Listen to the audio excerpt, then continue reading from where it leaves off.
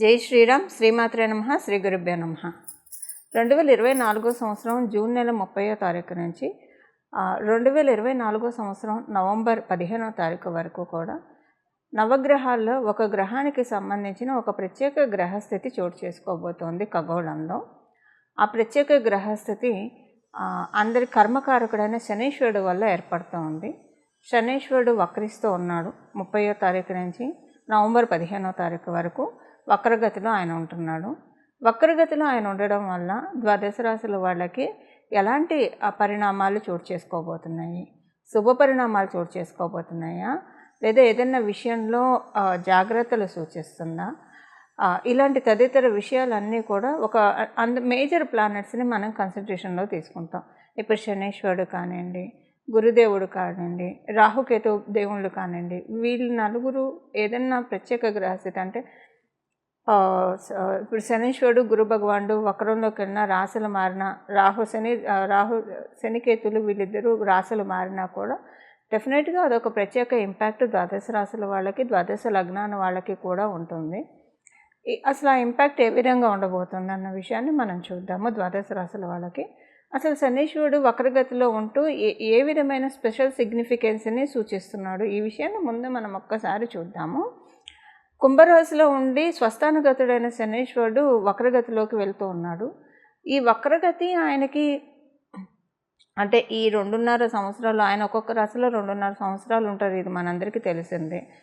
2.5 సంవత్సరాల్లో ఆయన ఇవ్వాల్సినవి ఏదన్నా గుడ్ కర్మాస్ కానీ బ్యాడ్ కర్మాస్ కానీ జనరల్గా అయితే జన్మజాతకంలో ఏదైనా గ్రహం వక్రించి ఉంది అంటే పాస్ట్ లైఫ్లో ఏదైనా ఒక పని సగంలో ఆపేసామని కానివ్వండి, ఏదైనా ఒక డిజైర్ అన్ఫుల్ఫిల్డ్ డిజైర్స్ ఏమన్నా ఉన్నా కూడా ఆ గ్రహం వక్రగతిలోకి వెళ్తుంది. ఇది మనకి పరాశర సంహితలో ఉంది. అయితే గోచారంలో మరి వక్రగతిలోకి వెళ్తున్నప్పుడు ఇది వర్తమానం కదా, మరి అంటే భవిష్యత్తు కాలం కదా, వర్తమానం మనకి జరగబోయేది కదా. సో ఇందులో శనీశ్వరుడు వక్రగతిలోకి వెళ్తూ ఏ రకమైన ఇండికేషన్స్ని ద్వాదశ రాశుల వాళ్ళకి ఇస్తున్నారు? ఆయన ఎవరికైనా ఇప్పుడు కొన్ని రాశుల వాళ్ళకి ఆయన ప్రతికూలంగా ఉంటాడు, కొన్ని లగ్నాల వాళ్ళకి ఆయన ప్రతికూలంగా ఉంటాడు. ఆయన సవ్యగతిలో ఉన్నప్పుడు ఆ రాశులు ఆ లగ్నాల వాళ్ళకి ఆయన కొన్ని మహాదశలు జరుగుతున్న వాళ్ళకి కూడా ఆయన కొన్ని ప్రతికూల పరిస్థితులను ఇస్తూ ఉంటాడు. అలా ఇచ్చే పరిస్థితుల్లో ఆయన కొన్ని మంచి చేయడానికి ఆయన వెనక్కి రావడం జరుగుతుంది. ఎవరు ఆ రాశుల వాళ్ళు, ఆ లగ్నాల వాళ్ళు అంటే మేషరాశి వాళ్ళకి, అలాగే వృశ్చిక రాశి వాళ్ళకి. వృశ్చిక రాశుల్లో పుట్టిన, వృశ్చిక లగ్నాల్లో పుట్టిన, ప్రత్యేకించి శనీశ్వరుడు గోచారంలో కొన్నిసార్లు సవ్యగతిలో ఉంటే వాళ్ళకి ఎప్పుడైనా విపరీతమైన ఫలితాలు వస్తాయి. అంటే మళ్ళీ దేన్ని కూడా జడ్జిమెంటల్గా చెప్పకూడదు. మీ జన్మజాతకంలో శనీశ్వరుడు బలం బాగా ఉంటే ఈ పాయింట్ చాలా వరకు నెగేట్ అయిపోతుంది. శనీశ్వరుడు బలం అంటే వృశ్చిక రాశుల్లో వృశ్చిక లగ్నాల్లో పుట్టిన వాళ్ళకి శనీశ్వరుడు బలం ఉంటే పర్వాలేదు, ఆయన సవ్యగతిలో ఉన్న ఇబ్బంది పెట్టడు. ఆయన అపసవ్య మార్గంలో వెళ్తున్నప్పుడు, రెట్రోగ్రేడ్లో ఉన్నప్పుడు ఇంకా మంచి ఫలితాన్ని ఇస్తారు. కుజమహాదశ ఎవరికైనా, ఇప్పుడు మంగళ దశ ఎవరికైనా జరుగుతూ ఉందనుకోండి, వాళ్ళకి కూడా సవ్యదశలో ఉన్నప్పుడు ఆయన సవ్యంగా సంచారం చేస్తున్నప్పుడు ఓకే, ఆయన మీ జన్మజాతకంలో శనీశ్వరుడు బలం ఉంటే ఇబ్బంది పెట్టడు, అలాగని పూర్తిగా మంచి కూడా చేయడు. కానీ వక్రగతిలో వెళ్ళేప్పుడు మీకు ఒకవేళ మంగళ దశ జరుగుతూ ఉందనుకోండి, చాలా మంచి ఫలితాన్ని, శుభ ఫలితాన్ని ఇస్తాడు ఆయన. సో ఇప్పుడు ఇంకొక చిన్న క్యాలిక్యులేషన్ చెప్పాలి ఇక్కడ మీకు. మీరు పుట్టినప్పుడు కనుక మీకు జన్మ శనిలో పుట్టిన, లేదా ఏలినాటి శనిలో పుట్టిన, అష్టమ శనిలో పుట్టిన, అర్ధాష్టమ శనిలో పుట్టినా కూడా ఈ ట్రాన్సిట్ మంచిగా చేస్తున్నాం. అంటే ఆయన ఇప్పుడు అష్టమ శని, అర్ధాష్టమ శని, ఏలినాటి శని మంచి రిజల్ట్స్ ఇస్తుంది. ఆయన వక్రగతిలోకి వెళ్ళినప్పుడు ఇంకా మంచి రిజల్ట్స్ ఇస్తుంది. అదే మీరు వృశ్చిక రాశి లగ్నాల్లో పుట్టి ప్రత్యేకించి వృశ్చిక రాశి వాళ్ళకి ఇప్పుడు అర్ధాష్టమ శని జరుగుతూ ఉంది. ఈ వక్రంలో వెళ్ళండి, ఈ పర్టికులర్ పీరియడ్ మీకు చాలా మంచి జరుగుతుంది. ఏదైనా పనులు పెండింగ్ ఉండి అవ్వకపోతే అవన్నీ జరుగుతాయి. అవన్నీ నేను రాశుల వారీగా చెప్తాను, బట్ జనరల్గా అవుట్లుక్ ఇస్తున్నాను. ఇదొకటి ఉంటుంది. సెకండ్, మీరు అసలు ఎలా తెలుసుకోవాలి మీరు పుట్టింది గోచారం, మీరు పుట్టినప్పుడు అష్టమ శనిలో పుట్టారా, అర్ధాష్టమ శనిలో పుట్టారా, ఏలినాటి శనిలో పుట్టారా? సహజంగా ఒక రఫ్ ఐడియా, ఎంత జన్మజాతకం తెలిసినా తెలియకపోయినా ఒక రఫ్ ఐడియా అయితే మీకు ఉంటుంది కదా. మీరు ఏ టైంలో ఏ ఇయర్లో పుట్టారన్న రఫ్ ఐడియా ఉంటుంది కదా. ఒకసారి గూగుల్ చేయండి. మీరు పుట్టినప్పుడు మీ రాశి వాళ్ళకి ఏలినాటి శని జరుగుతున్నా, అష్టమ శని జరుగుతున్నా, అర్ధాష్టమ శని జరుగుతుందా, అది ఒకసారి చూస్తే మీకు అసలు గోచారంలో శనైశ్వరుడు మీకు అష్టమ శని, అర్ధాష్టమ శని, ఏలినాటి శనిలో ఉంటే మీరు పుట్టడం కూడా అలా పుట్టితే కనుక చాలా మంచి ఫలితాన్ని ఇస్తాడు. సో కర్మకారకుడైన శనైశ్వరుడు వక్రగతిలోకి వెళ్తూ అందులో లాభస్థానంలో ఉంటూ ఆయన వక్రగతిలోకి వెళ్తున్నాడు. అంటే దశమ స్థానం మకర రాశి వైపు వెళ్తూ ఉన్నాడు. లాభస్థానంలో ఉంటూ కర్మస్థానం వైపు, దశమ స్థానం అంటే కర్మస్థానం వైపు ఆయన వక్రగతిలోకి వెళ్ళడం ఇప్పుడు ఒక్కొక్కళ్ళకి విడివిడిగా మీ రాశి వాళ్ళకి ఎలాంటి ఇంపాక్ట్ చూపించబోతుంది అన్న విషయాన్ని మనం ఒక్కసారి తెలుసుకుందాం. లాభస్థానంలో ఉంటూ వక్రం అంటే ఆయన 10వ స్థానంలోకి వెళ్తున్నారు.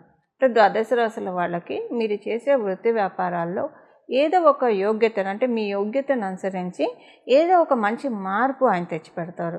ఇప్పుడు అందరూ చాలామంది మనకి కొంత పాపులేషను వర్కింగ్లో ఉంటారు, కొంత పాపులేషను బిజినెస్ చేస్తూ ఉంటారు, కొంత పాపులేషన్ ఫ్రీలాన్స్ వర్క్స్ చేస్తూ ఉంటారు. మీ అందరికీ ఓకే, ఏదో ఒక మీ యోగ్యతను అనుసరించి మీకు తగు ఫలితాలను ఆయన లాభస్థానంలో వక్రిస్తూ మీకు ప్రసాదిస్తాడు. అయితే ఇప్పుడు కొంతమంది గృహిణీలు ఉంటారు, సీనియర్ సిటిజన్స్ ఉంటారు. మరి వీళ్ళ మాట ఏంటి? చక్కగా గృహిణులుగా వాళ్ళ ధర్మాన్ని, వాళ్ళ కర్తవ్యాన్ని వాళ్ళు నిర్వర్తిస్తూ ఉంటారు. అలాగే సీనియర్ సిటిజన్స్ ఉంటారు. మరి వీళ్ళకి ఆయన అపసవ్య మార్గంలో వెళ్తూ ఏం చేస్తారంటే, సొసైటీలో మీకు ఒక మంచి పలుకుబడిని, ఉన్నతిని, అందరూ మిమ్మల్ని గుర్తించడము, అందరితోటి మంచి రిలేషన్ ఉండడము, అలాగే మీ ఇంట్లో ఉన్న వాళ్ళకి, గోచారంలో మీకు వచ్చింది కాబట్టి మీ ఇంట్లో ఉన్న వాళ్ళకి ఏదైనా ఒక ప్లస్ జరుగుతుంది. సో మీ ఇంట్లో ఉన్న వాళ్ళు, ఇప్పుడు సపోజ్ ఆడవాళ్ళు గృహిణులు అనుకోండి, మీ శ్రీవారు వర్కింగ్ అయితే వారికి కలిసి వస్తే మరి అవంతా మీకే కదండి, మీకు మీ పిల్లలకే కదా, సో మీ కుటుంబం వరకే కాబట్టి అలా మీకు సంతోషము, సౌభాగ్యము చేకూరుతుంది. అదే సీనియర్ సిటిజన్స్ అనుకోండి, మీ పిల్లలు వృత్తి వ్యాపారాల్లో బాగా రాణించారు అనుకోండి, తల్లిదండ్రులు పిల్లలు బాగా రాణిస్తుంటే అందరికంటే ఎక్కువగా ఆనందించే వాళ్ళలో ఫస్ట్ నిస్సందేహంగా తల్లిదండ్రులే ఉంటారు ఎవరికైనా. సో అది మీకు సంతోషదాయకమే కదా. ఇలా మీకు గృహిణులకే కావచ్చు, సీనియర్ సిటిజన్స్కే కావచ్చు, ఇలా మన ఫలితాలను అప్లికేబిలిటీ చేసుకోవాలి. అలా ఉద్యోగం కోసం కొంతమంది ఎదురు చూస్తూ ఉంటారు. వ్యాపారము స్టార్ట్ చేసి వాళ్ళకి చేసిన బిజినెస్ కలిసి రాక నైరాశ్యంతో ఎదురు చూస్తూ ఉంటారు. వీళ్ళందరికీ కూడా శనైశ్వరుడు ఏదో ఒక మంచి మార్పు తేబోతూ ఉన్నాడు. అవేంటో మీ రాశుల వారిగా ఇప్పుడు తెలుసుకుందాం. కుంభరాశిలో పుట్టిన వాళ్ళకి మీ రాశిలో ఉంటూనే ఆయన వక్రగతిలోకి వెళ్తున్నాడు. కాలపురుషుడు కుండలిలోంచి సహజ లాభస్థానం, ఆయన స్వస్థాన గతిడై ఉన్నాడు. ఆల్రెడీ మీకు మంచిగా చేస్తూ ఉన్నాడు. కుంభరాశిలో పుట్టిన వాళ్ళకి మరి మీ జన్మజాతకం బాగోకపోయినా, ఒకవేళ మీకు ఇప్పుడు మంగళ దశ జరుగుతూ ఉంటే ఇబ్బందులే కానండి, జనరల్గా అయితే చాలా బాగా ఉంది. ఈ రెండు కాకపోతే బాగా ఉంది. అయితే ఇప్పుడు ఆయన మీ రాశిలో ఉంటే వక్రగతిలోకి వెళ్తే ఏ విషయంలో ప్లస్ చేస్తున్నాడు, ఏ విషయంలో మైనస్ చేస్తున్నాడు, ఇది మనం చూద్దాం. ప్లస్ వచ్చేసేసి మీకు కమ్యూనికేటివ్ ఫీల్డ్స్లో ఉంటే కనుక మీరు చాలా బాగా ఉంటుంది, బాగా యోగిస్తుంది. అలాగే మీరు ఏదన్నా పోలీసు ఉద్యోగం ట్రై చేస్తూ ఉన్నా, సివిల్స్, గ్రూప్స్ ఇలాంటి ఎగ్జామ్స్కి ప్రిపేర్ అవ్వాలని అనుకున్నా చాలా బాగుంది. ఫ్రీలాన్స్ వర్క్స్ చేసే వాళ్ళకి చాలా మంచి శుభ సమయం ఇది. మీరు చేసే ప్రయాణాలు, ఏమన్నా ప్రయాణాలు మీరు ప్లాన్ చేసుకున్నారనుకోండి, ఈ ప్రయాణం చేద్దాము, ఇప్పుడు ప్రయాణం దేనికి చేస్తాము, ఏదో ఒక పని మీదే కదా మనం ప్రయాణం చేసేది. సో మీరు చేపట్టే ప్రతి ప్రయాణం కూడా చాలా అంటే చాలా సక్సెస్ఫుల్గా వెళ్తుంది. దానికి డబ్బుకి సంబంధించిన ప్రయాణం అయితే డబ్బు వస్తుంది, తృప్తికి సంబంధించిన ప్రయాణం అయితే తృప్తి వస్తుంది, ఆధ్యాత్మికమైన ప్రోగ్రెషన్ కోసం మీరు ప్రయాణం చేస్తుంటే అది వస్తుంది. ఎందుకంటే మనం కారణం లేకుండా ఏ ప్రయాణాలు చేయం కాబట్టి, ఏ కారణము రూట్ కాజ్, మీరు ఏ కారణం వల్ల మీరు ప్రయాణాలు చేపడతారో అవన్నీ కూడా చాలా అంటే చాలా సక్సెస్ఫుల్గా, అనూహ్యమైన సక్సెస్ తోటి లీడ్ అవుతారు. చాలా బాగా ఉంటుంది. మరియు మీకు అంటే బిజినెస్ చేసే వాళ్ళకి బిజినెస్లో లబ్ధి చాలా బాగా ఉంది. ఆ బిజినెస్లో బాగా కలిసి వస్తుంది. మీరు భాగస్వామ్య వ్యాపారంలో ఉన్నా లేదా స్వతంత్ర వ్యాపారస్తులైనా బిజినెస్ పరంగా, వ్యాపార పరంగా చాలా బాగా కలిసి వస్తుంది. మీ ఇంట్లో వాళ్ళు ఎవరైనా బిజినెస్ చేస్తుందో వాళ్ళకి బాగా ఉంటుంది. అయితే ఉద్యోగస్తుల మాట ఏంటి? ఉద్యోగస్తులకు కూడా ఇక్కడ చెప్పుకోవాలి, ఏకకాలంలో ఉద్యోగస్తులకి, వృత్తి వ్యాపారం చేసే ఇద్దరికి ఎక్సలెంట్ పీరియడ్ అండి, చాలా బాగా ఉంది. శనైశ్వరుడు వక్రగతిలోకి వెళ్తూ చాలా మంచి ఫలితాన్ని ప్రసాదిస్తున్నాడు. అదృష్టవశాత్తు మీకు కనుక ఇప్పుడు మంగళ దశ జరుగుతూ ఉండి లేదా మంగళ అంతర్దశ జరుగుతూ ఉంటే ఇంకా మంచి పాసిబిలిటీస్ చూస్తారు మీరు. ఒకవేళ అలా ఏం లేదండి అని అనుకున్న శనీశ్వరుడు దశ జరుగుతూ ఉన్నా మీకు ఉదాహరణకి శనీశ్వరుడు మీకు మేషరాశిలో ఉన్న వృశ్చిక రాశిలో ఉన్న లేదా మంగళకి సంబంధించిన నక్షత్రాల్లో అంటే మంగళ సంబంధించిన నక్షత్రాల్లో మృగశిర అవ్వచ్చు, చిత్త అవ్వచ్చు, ధనిష్ట అవ్వచ్చు, ఈ నక్షత్రాల్లో ఆయన ఉంటూ ఈ నక్షత్రాల్లో శనైశ్వరుడు ఉంటూ ఆయన దశ జరుగుతూ ఉన్నా ఇది ఇప్పుడు ఆయన వక్రగతి చాలా మంచి ఫలితాలను ఇస్తుంది. అయితే మీకు ఏ విషయంలో జాగ్రత్తలు సూచిస్తుందో ఇది ఒకసారి మనం చూద్దాం. అయితే ఇప్పుడు మీకు మంగళ దశ జరుగున ఇప్పుడు మనం తెలుసుకున్న నక్షత్రాల్లో ఉన్న ఆయన దశ జరుగుతూ ఉంటే కనుక అప్పుడు చాలా బాగా ఉంటుంది. అంటే కొన్ని మంచి మార్పులు ఏ ఏ విషయాల్లో ఉంటాయి, వృత్తి వ్యాపార పరంగా ఉంటాయి, అలాగే ఫైనాన్షియల్గా ఉంటుంది. వృత్తి వ్యాపారం అంటే ఎండ్ ఆఫ్ ద డే ఫైనాన్షియల్కే లీడ్ అవుతుంది కదా, సో ఫైనాన్షియల్గా బాగుంటుంది ఇక్కడ. అలా మీకు మిగతా విషయాల్లో అంటే మిగతా దశలు జరిగే వాళ్ళకి కూడా బాగుంటుందండి. అంటే ఇబ్బందికరంగా అయితే ఏముండదు, ఎందుకంటే మీ రాశి కాలపురుష కుండలిలోంచి లాభస్థానం కాబట్టి. కాకపోతే ఒకే ఒక విషయంలో జాగ్రత్త ఏంటంటే డబ్బు ఖర్చు విషయంలో కొంచెం జాగ్రత్తలు ఆయన సూచిస్తున్నాడు. ఎక్కువగా అంటే అనవసరమైన ఖర్చులు చేసేస్తూ ఉంటే టూ మచ్ లగ్జరీస్ ఆయనకి నచ్చదు. సో లగ్జరీస్గా ఖర్చు పెడుతూ ఉంటే ఆయన ఒక తన్ను దంతాడు. దాని ఖర్చుల విషయంలో ఇంట్లో మనకి పెద్దవాళ్ళు ఉంటే ఎలా చెప్తారు, ఈ ఖర్చు పెట్టవకరా, ఆ ఖర్చు పెట్టవకరా, ఈ ఖర్చు చేయండి అమ్మా, ఈ సేవింగ్స్ చేయండి అమ్మా, ఆ సేవింగ్స్ చేయండి అమ్మా, జాగ్రత్తగా డబ్బుల్ని వాడుకోండి అమ్మా అని ఎలా అయితే చెప్తారో అలా ఇప్పుడు శనైశ్వరుడు అనవసరమైన ఖర్చులు మీకు తెలియకుండా వెళ్తూ ఉంటే కనుక ఒక దెబ్బ వేసి ఈ విషయాల్లో మీరు జాగ్రత్తగా ఉండండి, ఖర్చు పెట్టకండి అన్న స్ఫురణని మీకు కలగజేస్తుంది. దెబ్బ అంటే మీకు ఆలోచనల రూపంలో వస్తుంది అంతే. అరే ఈ ఖర్చు అనవసరంగా పెట్టేసామే, ఇది పెట్టకుండా ఉంటే అయిపోయింది, ఆ రోజు తప్పు చేసే ఖర్చు పెట్టి, ఇలాంటి ఆలోచనలు వస్తాయి. అలాంటివి రాకుండా ఇప్పుడు ఒక రకంగా ఆలోచన వచ్చినప్పుడే కదా మార్పు వస్తుంది. మార్పు ఏ విషయంలో వస్తుంది, డబ్బు ఖర్చు విషయంలో ఒక మంచి ఫామ్ అంటే ఒక మంచి డిసిప్లిన్డ్గా డబ్బు ఖర్చు పెట్టడానికి ఆర్గనైజ్డ్ వేలో డిసిప్లిన్డ్ వేలో వెళ్ళడానికి అవకాశాన్ని శనీశ్వరుడు మీకు ప్రసాదిస్తున్నాడు. ఇది పెద్ద ఇబ్బంది అని కూడా కాదు, ఒక మంచి మార్పుని తెస్తున్నాడు. ఆల్రెడీ అంటే మీరు ఎక్కువ ఖర్చు పెడతారని కాదు, మీ జన్మజాతకంలో కొన్ని ప్లానెటరీ కాంబినేషన్స్ వల్ల అతిగా ఖర్చు పెట్టే తత్వం కూడా వచ్చే అవకాశం ఉంది, ఎందుకంటే సహజ లాభస్థానం కాబట్టి దాని నుంచి కట్ చేస్తారు. అసలు మీరు మొదటి నుంచి డిసిప్లిన్డ్గా ఖర్చు పెట్టేవాళ్ళు, ఆర్గనైజ్డ్గా ఖర్చు పెట్టేవాళ్ళు అయితే కనుక ఇప్పుడు కొంచెం డబ్బు ఖర్చు పెట్టిస్తాడు. సో వయస వరుస ఉంటుందండి ఇది. ఈ విషయంలో ఒకటే తప్పించి మిగతా అన్ని విషయాల్లో చాలా బాగా ఉంది కుంభరాశిలో పుట్టిన వాళ్ళకి. చూసారు కదండి మీ రాశి వాళ్ళకి శనైశ్వరుడు వక్రగతిలోకి వెళ్తూ ఎలాంటి ఫలితాన్ని ఇస్తూ ఉన్నాడో. అయితే ద్వాదశ రాశుల వాళ్ళకి, ద్వాదశ లగ్నాల వాళ్ళకి శనైశ్వరుడు మీకు యోగించే స్థితిలో ఉన్నా, యోగించే స్థితిలో లేకపోయినా, సపోజ్ మంగళ దశ జరిగే వాళ్ళకి మీకు శనైశ్వరుడు బలం బాగా జన్మజాతకంలో ఉంటే, ఆయన సవ్యగతిలో ఉంటే పెద్దగా ఇబ్బంది పెట్టడు, అపసవ్య మార్గంలో ఉంటే మటుకు మంచి ఫలితాన్ని ఇస్తాడు. అలాగంటే మీకు మంగళ మహాదశ జరుగుతూ ఉన్నా, మంగళ అంతర్దశ జరుగుతూ ఉన్నా ఈ పాయింట్ అప్లికేబిలిటీ ఉంటుంది. లేదా మీ జన్మజాతకంలో శనైశ్వరుడు మరియు మంగళ వీళ్ళిద్దరూ కలిసి కనుక ఉంటే అప్పుడు కూడా సేమ్ సిచ్యువేషన్ ఉంటుంది. ఆయన సవ్యగతిలో కంటే అపసవ్యగతిలో వెళ్ళినప్పుడే మంచి ఫలితాన్ని ఇస్తారు.